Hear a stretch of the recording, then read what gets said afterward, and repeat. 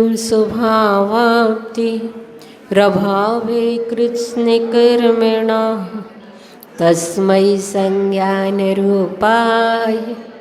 नमोस्तु परमात्मने। अहिंसा परमो धर्म के महावीर भगवान के संत श्रोमणी आचार्य गुरुवर श्री विद्यासागर जी महाराज की, आचार्य श्री पूज्यपाद स्वामी जी के,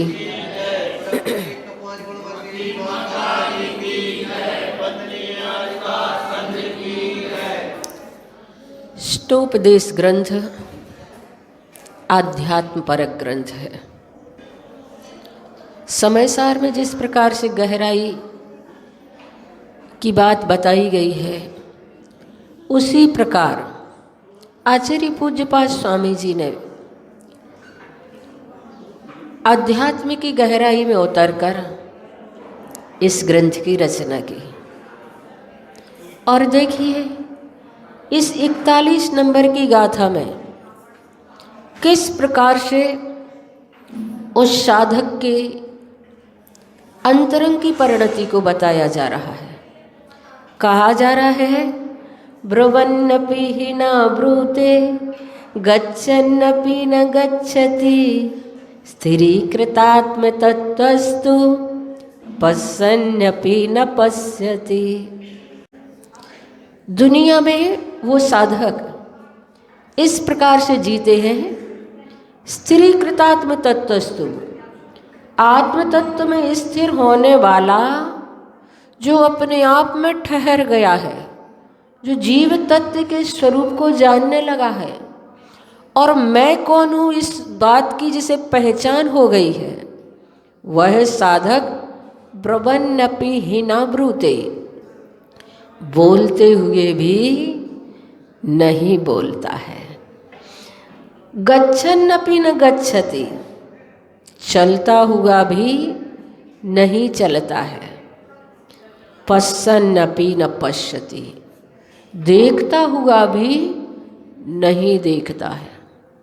यानी कि जब उपयोग की परिणति आत्म तत्व की ओर होती है, तो बाह्य पदार्थ का उपभोग करते हुए भी वह उनसे अछूता रहता है। जैसे कि कभी आपका मन कहीं दूसरी जगह लगा हो, कोई तुमसे कह जाए कुछ तो पता ही नहीं चलता क्या कह गया, सुना ही नहीं हमने। क्यों? हमारा मन किसी दूसरी तरफ था, इसलिए उसने क्या कहा हमें सुनाई ही नहीं दिया।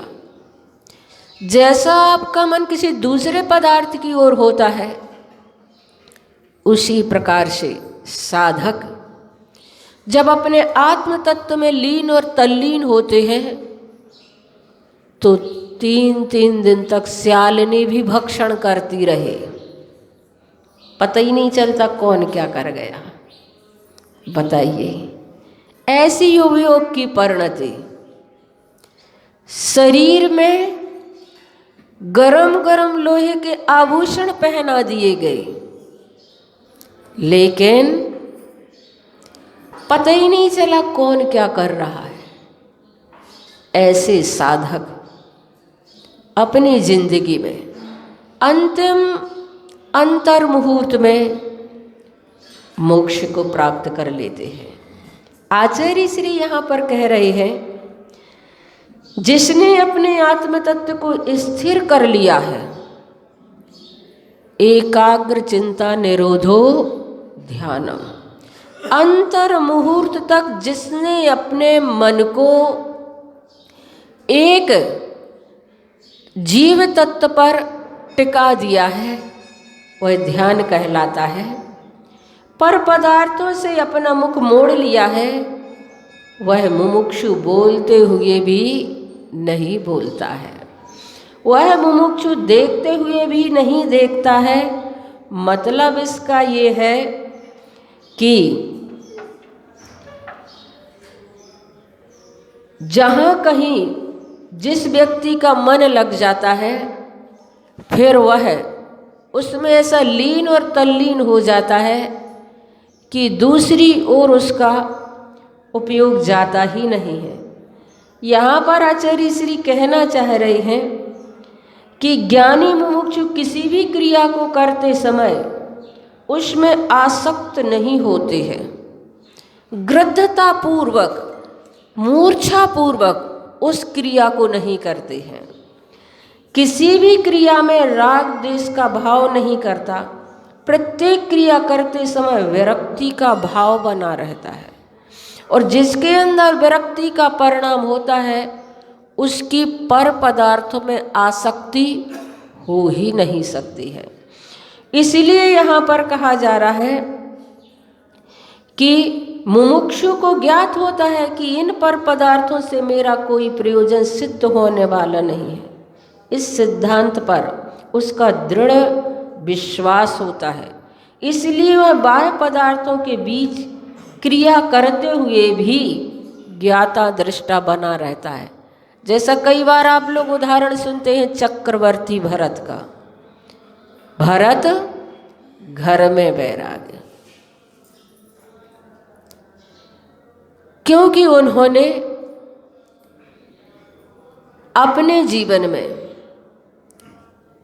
उन तत्वों के स्वरूप को जान लिया है, इसलिए तख्त और ताज के बीच में रहते हुए भी अनासक्त थे।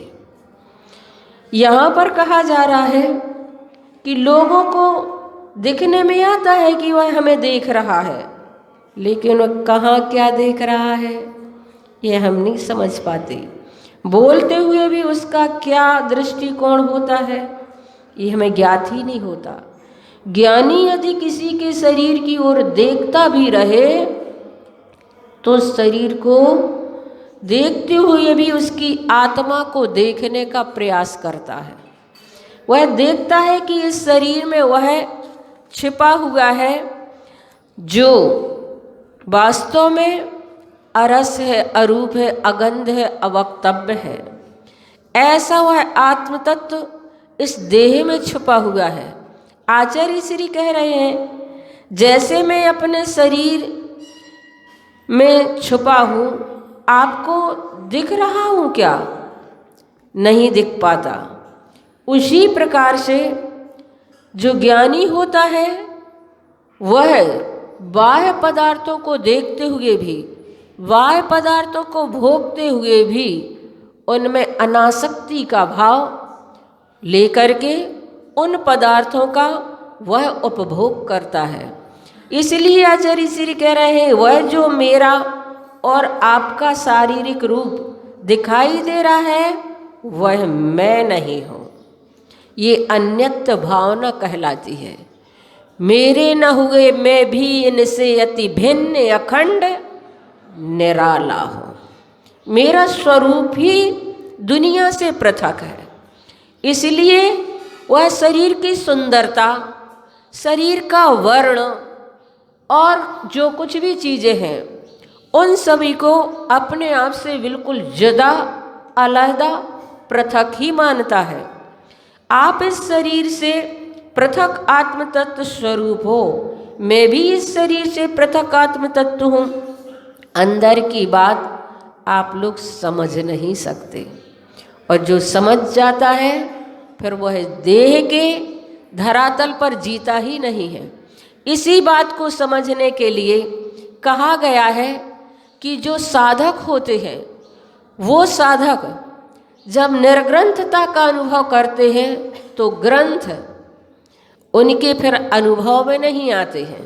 ग्रंथ तो तब तक अनुभव में रहते हैं जब तक निर्ग्रंथता का अनुभव नहीं हुआ है।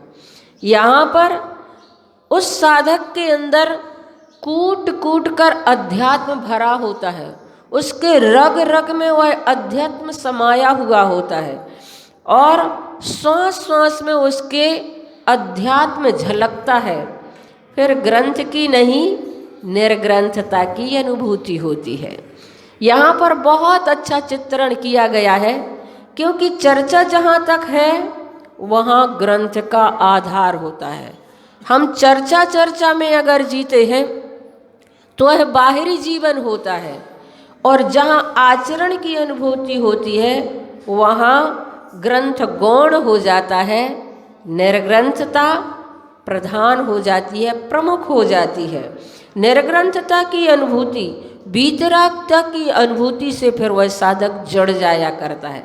अध्यात्म का आनंद लेने के लिए बहुत ज़्यादा पढ़ने की ज़रूरत नहीं होती है।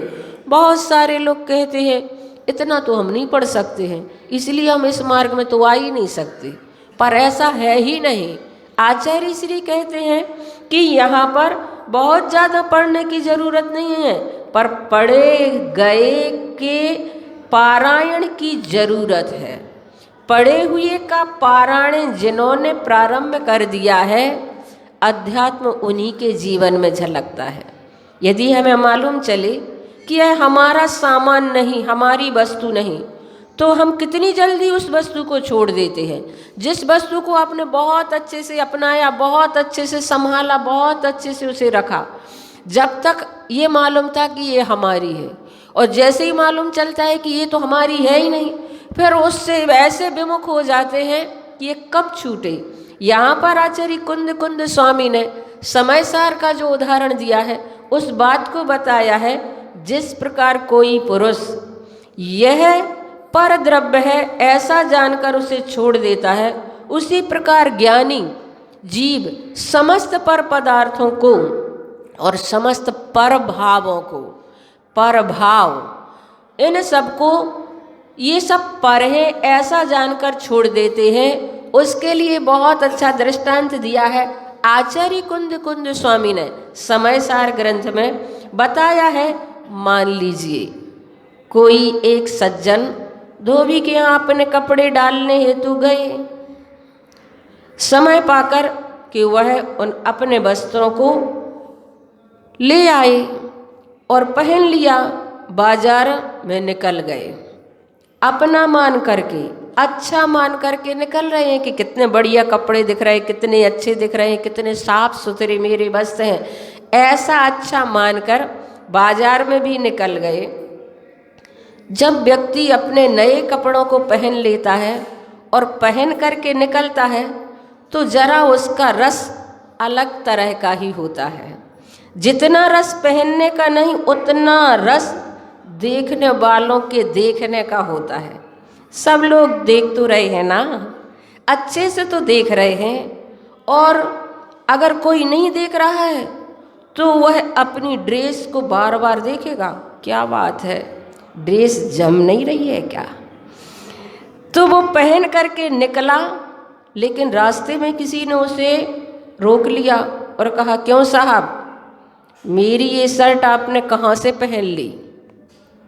वह कहता है, क्या बात करते हो, मेरी है, धोबी के यहाँ धुलने गई थी, मैं कल ही तो उठा करके लाया हूँ। अब धोबी के यहाँ तो बहुत सारे वस्त्र होते हैं, सभी लोग जाते हैं, धोखे से क्या हो गया, चेंज हो गई उसकी। तो वह कहता है, आपकी क्या पहचान है उसमें। वह बोला, साहब आप जरा कॉलर को उठा करके देखिए, वहाँ पर ऐसा ऐसा निशाना बना हुआ है। उसने ज्यों ही कॉलर को पलट कर देखा तो उसे वैसा निशान भी दिखाई दिया और उसका नाम भी उस पर लिखा हुआ था। पहचान देखते ही ये तय हो गया कि अब ये मेरी नहीं है, ये तो मैं दूसरे की ड्रेस पहने हूँ, ये तो मैं दूसरे की शर्ट पहने हूँ।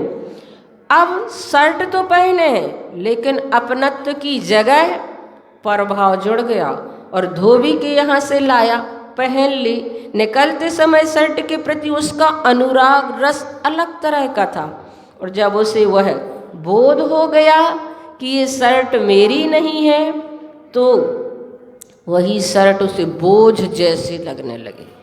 जैसे ही बोध हुआ कि ये मेरी शर्ट नहीं है, तो वह शर्ट उसे फिर बोझ जैसी प्रतीत होने लगी। कब घर पहुंचूं और कब इसे उतार कर फेंकूं, और जो अपनी है उसे पहनकर ग्रहण करूं, यह भाव उसके मन में घूमने लगा।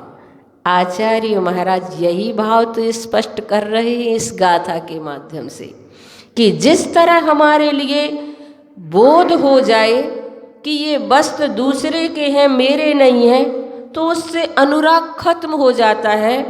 उसी प्रकार जब हमें ये बोध हो जाए कि ये देह है, मेरी नहीं है, ये कर्म मेरे नहीं है, ये भाव परभाव है।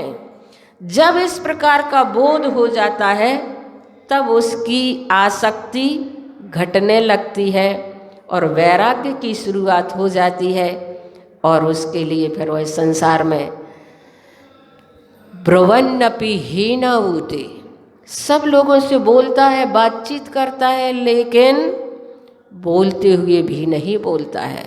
पश्यन्नपि न पश्यति, देखते हुए भी वह नहीं देखता है। स्थिरीकृतात्म तत्वस्तु, जब अपने आप में वह स्थिर हो जाता है, अपने आप में अपने आप को वह स्थिर कर देता है, तब गच्छन्नपि न गच्छति, जाता हुआ भी नहीं जाता है।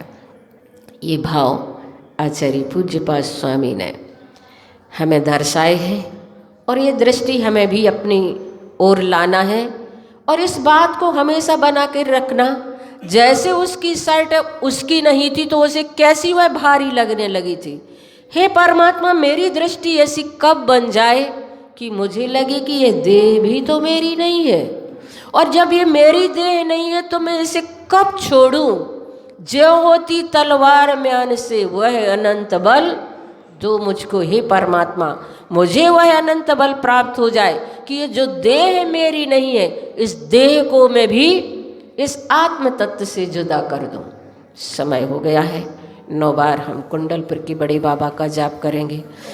ओम ह्रीं श्रीं क्लीं ऐं बड़े बाबा हम नमः।